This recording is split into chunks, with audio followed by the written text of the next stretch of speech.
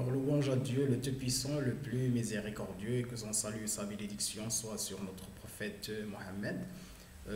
Bienvenue à tous à cette nouvelle leçon de grammaire qui porte sur un procédé que vous connaissez déjà, d'accord? Il s'agit des types de la phrase en français. Alors, comme vous le savez, il y a quatre types. Donc, la phrase déclarative, que nous appelons également informative, assertive. Il y a la phrase interrogative, il y a la phrase exclamative et la phrase impérative. Alors, l'objectif de cette leçon tout court est de faire la distinction entre ces quatre types de phrases. Voilà, regardez pour la phrase déclarative. Donc, elle est appelée ainsi parce qu'elle sert à donner une information, à déclarer quelque chose, hein, à donner une information au locuteur d'une manière générale. Alors, elle est terminée, bien sûr, à l'écrit par un point. D'accord? Voici un exemple.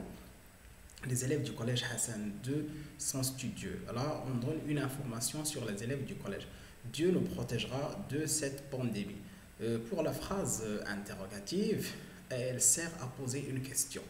Elle se termine bien sûr à l'écrit par un point d'interrogation. Alors, elle peut être posée de plusieurs façons. Alors, en utilisant un mot interrogatif, comme c'est le cas d'ailleurs ici, est-ce que, voilà, les élèves du collège Hassan II sont studieux? On peut également utiliser l'inversion alors du sujet. Les élèves de Hassan II sont-ils studieux? Et on peut utiliser seulement l'intonation. Voilà. Alors, les élèves du collège Hassan II sont studieux. Voilà.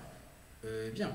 Alors, la phrase exclamative, donc c'est une phrase qui sert à exprimer un sentiment comme la joie, la surprise, la crainte, la peur, l'indignation. Or, elle se termine bien sûr à l'écrit par un point d'exclamation. Voici un exemple, plutôt deux exemples. Que ces élèves sont sérieux dans leur travail. Quel beau jardin. C'est bon? Bien, et le dernier type, bien sûr, c'est la phrase impérative. Alors, elle sert à donner soit un ordre, soit un conseil, ou faire tout court une demande, hein. Là, lorsqu'on utilise le respect, donc il ne s'agit pas d'un ordre, mais il s'agit bel et bien d'une demande.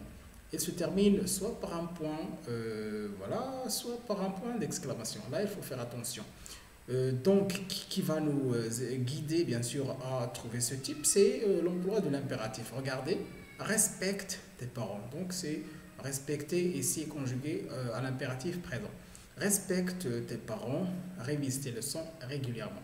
Donc, c'est la fin de cette petite leçon. Je vous souhaite une excellente journée.